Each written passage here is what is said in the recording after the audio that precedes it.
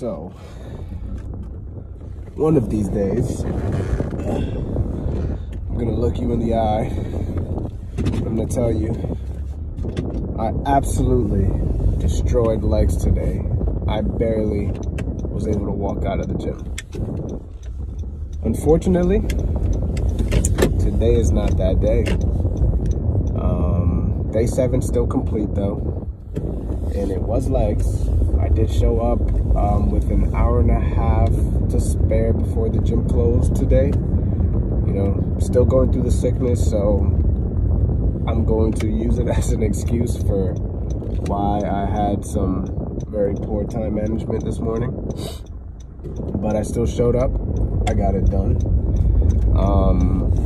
Every time I come and do legs, I'm surprised and disappointed. You know, one, surprised by how weak my lower body is, and then not only how weak, but how, you know, imbalanced it is. So my right side's weak, but my left side is weaker than my right side, significantly smaller than my right side, and that goes all the way down from my hip to my calf. I mean, left side is just, it looks like I haven't used it in forever. And I understand why. You know, I'm 31 and I spent some time lifting, but I spent most of my time not exercising, for sure. For sure, a majority of my time was not spent exercising. And so I can't expect a body that is capable of doing what I needed to do now. But that's okay, because if I look to the future, right, I'm putting in the work now so that my body is going to be capable of more later. So again, one day, my legs will be stronger and I will have the capacity to destroy them. But for now, I think hitting them and just making sure I focus on actually hitting the muscle and not hurting myself, I think it's still progress. Today I started with back extensions and just air squats, just to kind of warm up, get it stretched. And my legs are so weak that I could have probably counted those warm-ups as working sets if I just did like 2 more reps to failure. Like, I mean, yeah.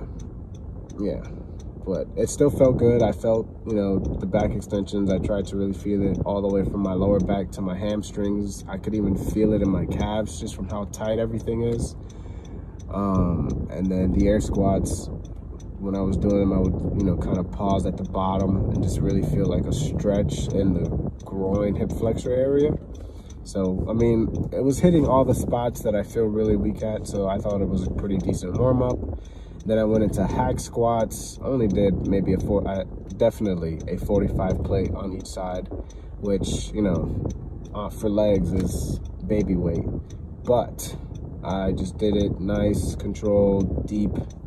And yeah, I could really feel that my cardio needs some work because I was very much exhausted from those hack squats. So one day I will add cardio. The only time I could see myself doing cardio is early in the morning, which requires me to wake up earlier than 6, probably like 5:30. And that requires me to go to sleep at least by 10:30, so I get a solid 7 hours of sleep. And I know what to do to accomplish my goal of doing cardio. I guess I'm just not ready to give up the luxuries yet, but it's coming. It's coming. The more it inconveniences my lifts and the more I think I could benefit from it, I think for sure I will talk myself into not being a baby anymore. But for now, I did accomplish legs, back extensions, air squats. Then I went into the hack squat, did single leg extensions. Again, left side significantly weaker, so with single legs I was definitely starting with my left and just matching with my right, so my right doesn't continue to get much bigger than my left. So did those, then I did single leg extensions, which same deal, left leg first since it was the weakest, just matched the number of reps I did with the right. ended with calf raises. And yeah, my calves also feel non-existent, so I have a really rough time knowing how hard I hit calves. There's some days where I hit calves so hard they hurt for about a week, and lately I haven't been able to really hit them that way. They kind of don't really feel sore too often, so I gotta figure out what I did that one time and try to replicate it. But I'm still diagnosing my workouts and my, you know, maybe there's nothing I have to actually change. Maybe just doing it enough, you know, I'll build the muscle that's needed to do it properly and something will click. You know, I'm pretty sure that happened with rear flies a couple times. I have a hard time feeling my rear shoulder, but there are times where something clicks and I get a real good feel in the muscle. So, you know, doing it enough, hopefully I recognize it and catch whatever it is I'm missing. Same thing with calves and overall legs. And then after that, I didn't really feel too exhausted. My legs still work just fine. I did a couple air squats, you know, didn't feel like I was gonna fall over. So for sure, I probably could have gone harder. For sure, a lot of people go harder, but just for me, for where I'm at right now, and with my plan just being, you know, 5-10 years from now, I should be, you know, in a good position where I'm pushing myself. And I give myself such a large timeline because then I don't have to rush it and I don't risk, you know, trying to push myself a little too much and end up losing rather than gaining anything. But leg day complete, I felt good about it. As good as, you know, I can. I felt good that I showed up, you know. When I compare my efforts to do leg day now to all the years I've attempted to go to the gym, I'd say this is the most I've ever done, and that's sad. Very, very sad. I mean, skipping leg day is such a meme, but it's such a truth. It eats away at my soul, and I know why I didn't like it. I mean, I'm weak there. It's my weakest spot, and so I need to just learn to love it. Or maybe I don't need to learn to love it, you know? Andrew Huberman says doing something you hate also builds something in the brain, so I'm getting a double workout every leg day. So, yeah, exhaustion. Number 7 complete, though. I'm excited for 8. Tomorrow will be back day.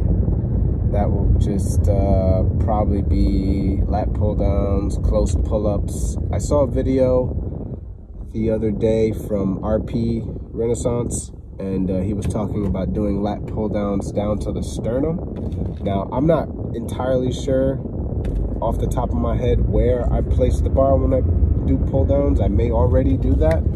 However, if I don't, it's definitely going to be something I try and see if I get a different feel from it.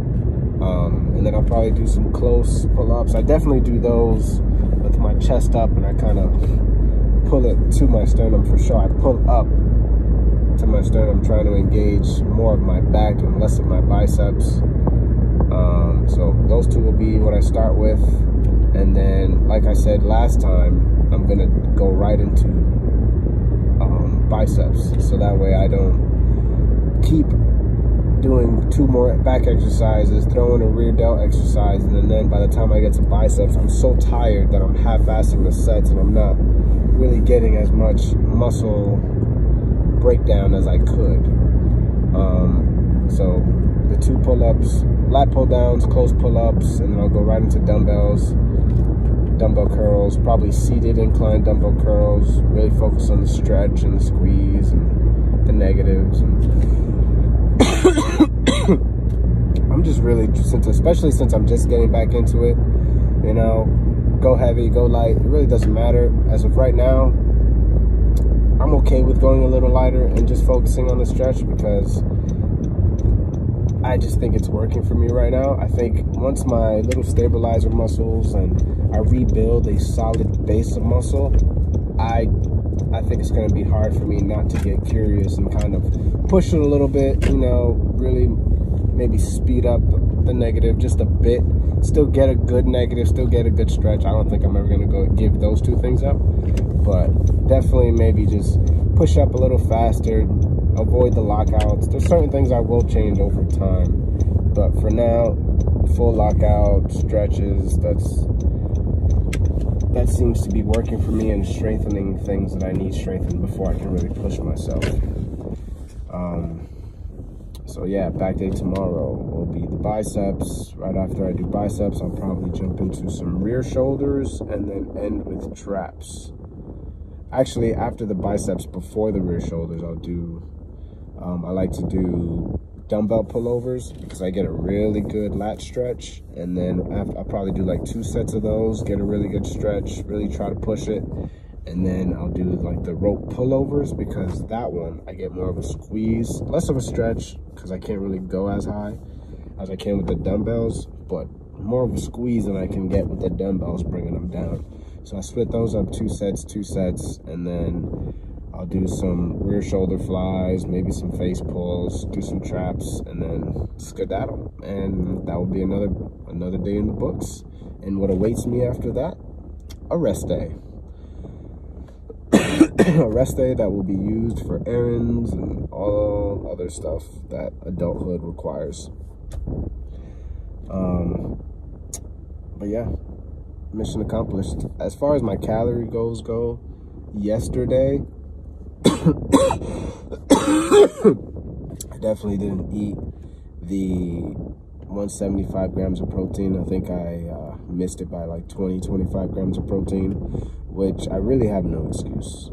None whatsoever, because I was up all night till about 1 playing Warzone. And not just playing Warzone, losing at Warzone till 1 a.m. So very good night. And I did definitely eat all of my carbs, yes. Even though I said I was gonna swap that, make sure I eat my protein and maybe not eat my carbs.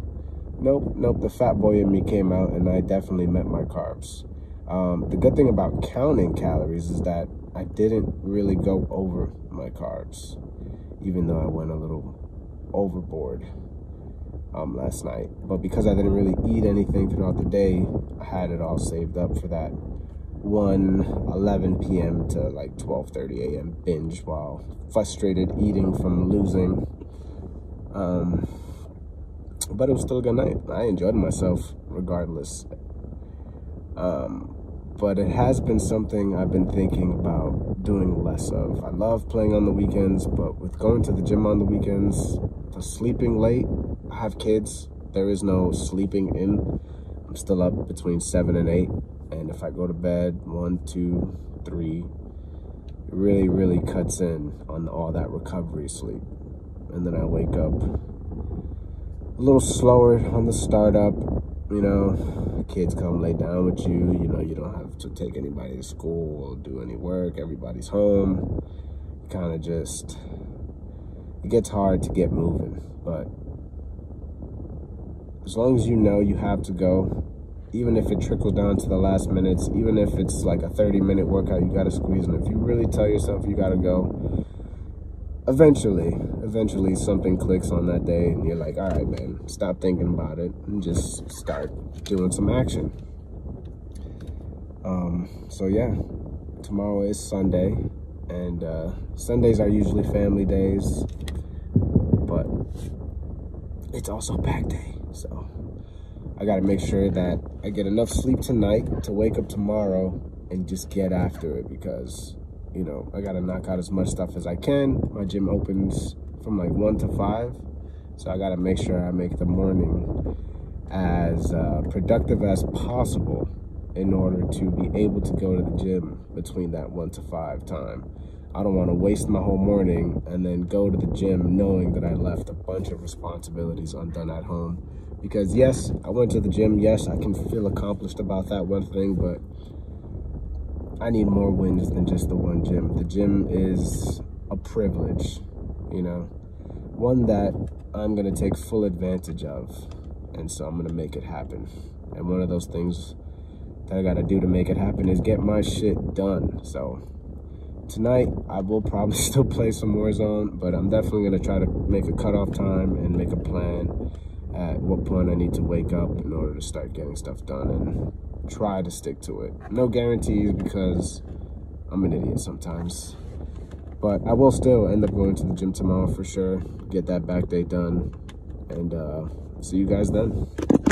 Oops, almost dropped you.